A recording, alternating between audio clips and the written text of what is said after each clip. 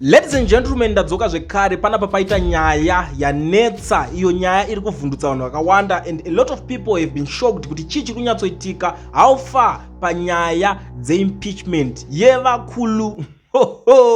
Kana uchinge wasvika panapa iri first time yako, ndakutokumbiritsa kuti ugare wasubscribe. Kana vabereki vako vasina data, garai mavajoinisa YouTube vabaye pakanzi subscribe, vanongonanga paKulian TV because zvinhu zvakuda kunakidza. Tiri kuti zvinhu zvakuenda zvichienda kunonzi kwamvura yachika makumbo. So kana uchingori panapa uchidedzera kuti pasi neZANU-PF, tanga nekulike this video right now kuitira kuti ZANU-PF yacho igoboikana kusvika yabva. Right, nyaya iri panapa yakamira kadai so. ED has shut down Parliament amid fears of impending impeachment. In a dramatic turn of events, Senator Ruth Chinamano, a pro-2030 advocate, entered the lower house and blocked any discussions of the day's agenda. This move underscores the growing action surrounding the impeachment bill, which was scheduled to be presented today. The Parliament later announced an adjournment to the 6th of May 2025. Parikurohwa inonzi delaying tactic.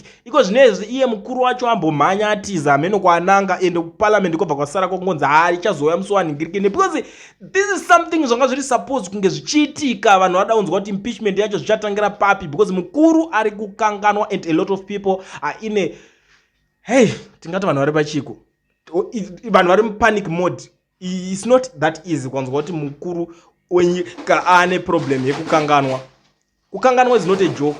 Kwa akakanganwa kuti nyika vanhu vari kuda kana chikafu kana kutokanganwa kuti nhingirikini, zvinonetsa. Zvinonzi parangokanganwika ka zviri kunetsa. Kune ma-ARV akamiswa naTrump, anongokanganwa kuti Trump akamisa ma-ARV ake kunyika, wazviona makapera kufa nezvirwere chakati kuuya chishura matongo. So it's something chekuti hazvinyatsonhingirikini, hazvinyatsobuditsa picture yakanaka. Ndisingapedze nguva yanyu hama dzadiwa, regedzai ndingoti kavara tichionesana nyaya iri panapa. Kana uchingori muSouth Africa uchida kuregisterwa company yako, gara wabata veEducation Research ana Mukoma Owen vanokuitira, vobva vakuvhurira neFNB business account. Wakutoita madhiri ako paSA paSouth Africa, even if you are outside the country. Unoona kuita madhiri futi akasiyana-siyana. Wakutumirwa mari dzako nevanhu vari kudiaspora, team diaspora. Unongozotira gara rinopolisha, rinongoita madhiri anopera. Unongosenderwa mari yako direct. Zvozonzi mira ichazomboyana nhingi yoiswa muaccount ya.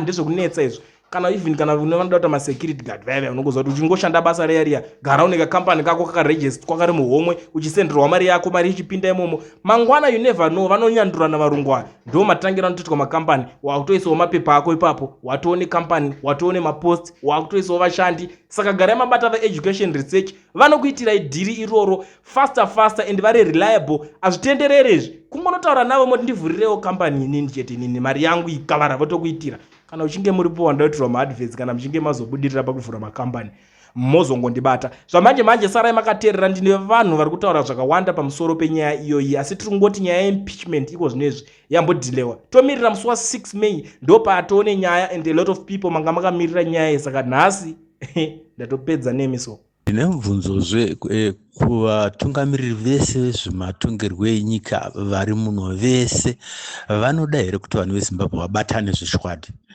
Pane one here anoda kuti vanhu veZimbabwe vabatane? Vanhu veZimbabwe vanobatanidzwa sei?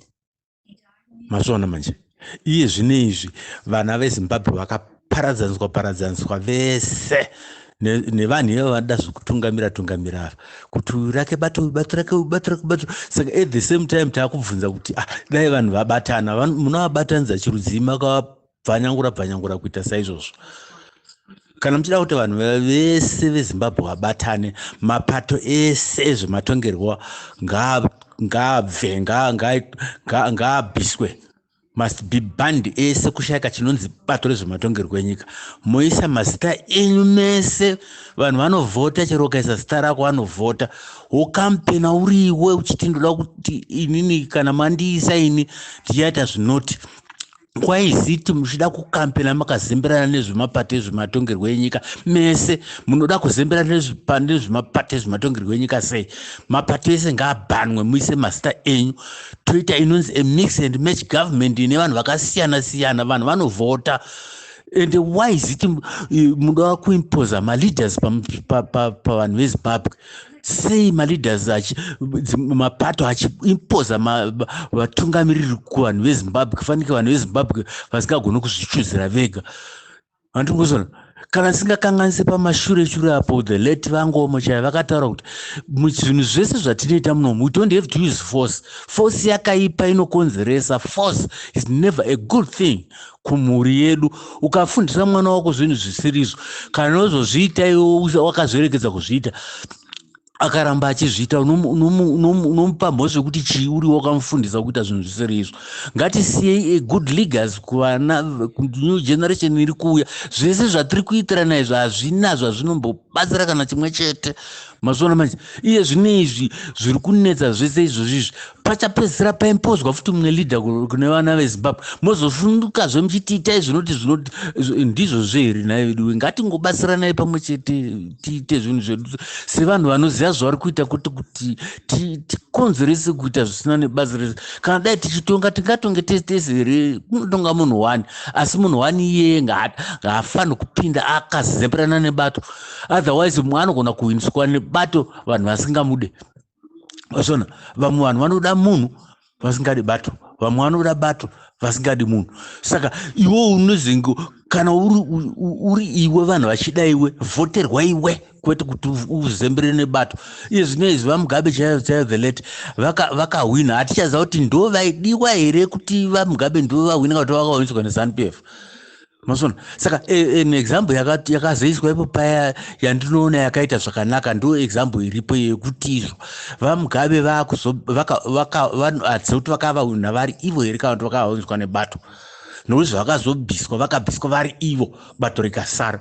Saka chiisai mazita kubviswa kwamugabe ikoko ndokunokonzera chiisai mazita enyu kwete bato. Mapato ese must be banned.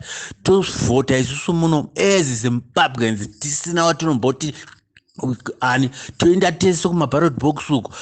Masona manje tinonovhota vasiliswa vakahwina panotonapo vangoisa kuti independent vana kuhwina ngoti voterai ini ndiri independent vakangohwina.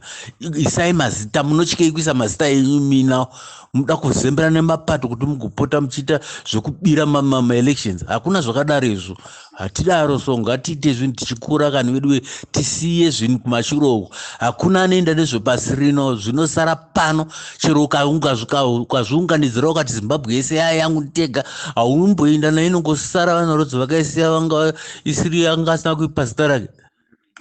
MaZimbabwe ndimbobvunzawo zvangu mutsauko uri pakubiswa kwakaitwa Mugabe kubiswa kwakaitwa Mugabe nekubiswa kuruda kuitwa president varipo zvakasiyana chii? Pane chakanaka here ipapa pane zvinhu zvese zviri izvi pane chakanaka chimwe chete? Handingosona manje. Saka tikangotanga kuita zvinhu zvisiri izvo zvinongopedzisira yango process vanhu vangoita izvozvo. Maona apa nepo vamugabe vasati vabviswa ndofunga ndakambotaura pamasuro apo ndichiti ndakanyorera tsamba kuna Speaker of Parliament ndichiti inini muZimbabwe ngatiregei kudzidzisa vanhu vedu kuti mutungamiriri anenge aripo anobviswa nechisimba nekuti nyika yedu haifi yakagara zvakanaka. Ndaenda tonyorera hangu kuna advocate vaMutenda ndichiziva kuti pane nzira mbiri dzinobviswa leader kana vanhu vasisamude. It's either through an election vote kana kuti impeachment. Zvinhu ndosaka ndakanyorera kuna vaMutenda ndichiti hatifanirwa kuti tiite saizvozvo nekuti nyika yedu haifi yakagara zvakanaka. Masona saka kungoedza tinge tinyakwedza kubatsirana mufunga. Haisi kuti tiri kupanana mhosva tiri kuda kuti tiite zvinhu nemazvo tisakonzerese kuti muno tiite noisy uncalled for mufunge. Ndozvezve zviripo. So maZimbabweans muno mushawa mune vanhu vakafunda zvokufunda zviya zvokuti hatimbotarisira zvese discord riri kuitika nokuti vanhu kana wakafunda tinotarisira kuti unenge uri more civilized than munhu asina kufunda. Zvino tiri kutoona kuti zviri kutoita worse. Vanhu vacho vasina kufunda ndo vari kutoitiswa zvisiri izvo vachingoitiswa pano vachiitiswa nevanhu vakafunda yava. Muri kuzona manje vanhu vakafunda ndo vari kumuzoro nokuti vanogona kutaura chirungu stereke. Saka vanofunga kuti kutaura chirungu stereke ndokuti unofanira kuti uitise vanhu zvaunoda iwe. No, hazvisi izvo mufunge. hazvisi izvo zvachese, ngatibatsiranei, tibatsirane chetu.